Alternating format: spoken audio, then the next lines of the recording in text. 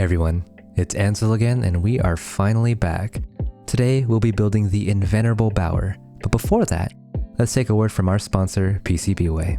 PCBWay is your one-stop shop for keyboard prototyping needs. From CNC machining to PCB manufacturing, PCBWay has it all. PCBWay also has some incredible options for their PCB manufacturing. From the thickness of PCBs to how many layers you get to even the color of the solder mask, the possibilities with this amount of PCB customization are absolutely endless. Check the description below for a link to PCBWay, and now let's get back to the video. So this is going to be a pretty chill build, nothing crazy, but to start things off, let's take a look at what comes in the box. Now, the box is admittedly pretty beat up, but I did get this second hand, although in very good condition. It came with 2 plates, one polycarbonate and one aluminum in a beautiful cyan color. We get a bunch of gaskets and the taco bumpers, and finally we get the case. My god, this thing is gorgeous. The curves, the polycarb, that amazing anodization on the weight on the bottom, I guess you can call it a weight. I think the only knock I have for it is the fact that you can see the adhesive from the gaskets on the polycarb side. Kind of a big oversight if you ask me, but whatever, it's not that big of a deal once everything's assembled. Although to be fair, this is a pretty high-end board, so pretty big oversight in my opinion. Next, let's take a look at the switches we're going to be using. I decided to go with the Bolsa Supply Corsa switches. These are a very light tactile, and I decided to lube them very lightly with 205G0. Unfortunately, I should have gone even heavier because boy, there is quite a bit of leaf ping on these. And honestly, I don't mind the sound of leaf crunch that much when it comes to light tactiles, but it gets pretty bad on this board, and you're gonna see why later. So soldering this was a piece of cake. An incredibly clean looking board, incredibly clean PCB that's so easy to work with. The polycarb does have its quirks because it is a softer plate, so it's harder to get the switches on there. But honestly, if you just mount the switches into the plate first, it's pretty easy to work with. And like I mentioned earlier, I did desolder this, but guess what guys? I just got a desoldering gun. Holy crap. This thing is friggin' magic if you learn how to use it properly. Like if you build or debuild as many keyboards as me, it is such a worthwhile investment. I swear, it's crazy. Just get one if you've been on the fence and if you build as much as me, but otherwise maybe it's not worth it. I did come a long way with just using the Engineer SSJ02 solder, whatever. I'll just put on the screen. But yeah, that has gotten me pretty far. But this desoldering gun, holy crap, it's insane.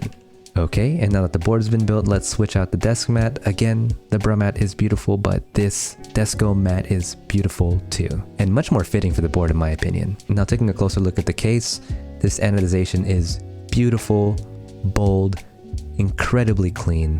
I love it. It's machined incredibly well and it screams high quality. However, it is 2022 and I feel like a screwless design could have been possible, but you don't see it, so not a big deal. Maybe in a refresh they could change that? But yeah, not the biggest deal here, I guess. But yeah, assembly is incredibly easy. The gaskets are on the actual case itself, and all you need to put on the plate are these taco bumpers that allow for more isolation between the plate and the case assembly. And yeah, that's all there is to it. Now for keycaps, I decided to go with the Xiaomi Cyrillic Blue keycaps that I've shown earlier on this channel. I don't know if I'm a fan of the sound of these, but I'm a huge fan of how they look and how they feel. Again, not too sure about the sound, but everywhere else, they're incredible. Okay, so now that we built the board, let's take a quick sound test and I'll give you my final thoughts on the board.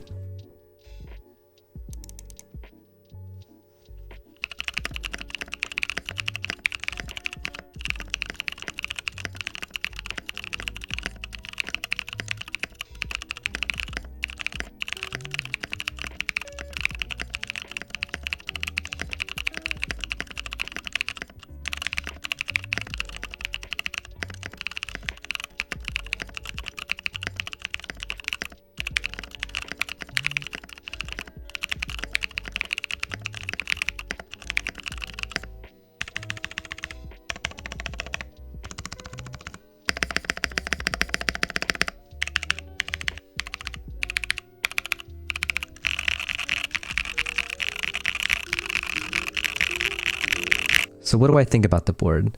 I think it's gorgeous. It is one of the most beautiful boards that I have handled to date, and the typing feel is solid. not overly stiff with the PC plate, but I think that's all there is to it. Now I understand that the board has an incredible following and an incredibly big reputation within the community, especially as it is one of the first boards to have gaskets. But it does feel a bit outdated if I'm being completely honest. The fact that you can see the gasket adhesive parts, the exposed screws, I don't know, it just feels like even for the MSRP it is a bit more than what I would pay for it. Now, does this make it a bad board? Not by any means. No. And even though the sound is deep and not really my kind of preference, I still think it's a fantastic board. Now, that being said, you do have to be careful about the kind of switches that you put in here. Again, like with my Corsas, which have a lot of ping, this is a polycarbonate case, and with polycarbonate cases, they tend to amplify the characteristics of the switch. And for the way that I lubed these, they were pingy and had a lot of leaf crunch, and that just got amplified in this, and I was not happy with that. Typically, you can get away with this in other builds, but this is just my own poor choice of switches, whatever. But yeah, still a great board. Not my cup of tea, feels a little bit outdated, but boy, the visual aesthetics of this are incredible. Other than the exposed screws and the adhesive on the gaskets that you can see through the PC, but genuinely that's all I have against it, for real. Like, it's an incredible board otherwise. But yeah, that's all for the video, guys. Thank you so much for watching. Thank you so much for hanging in there. Really appreciate you guys. Hope you have a great day and hope to see you next time. Peace.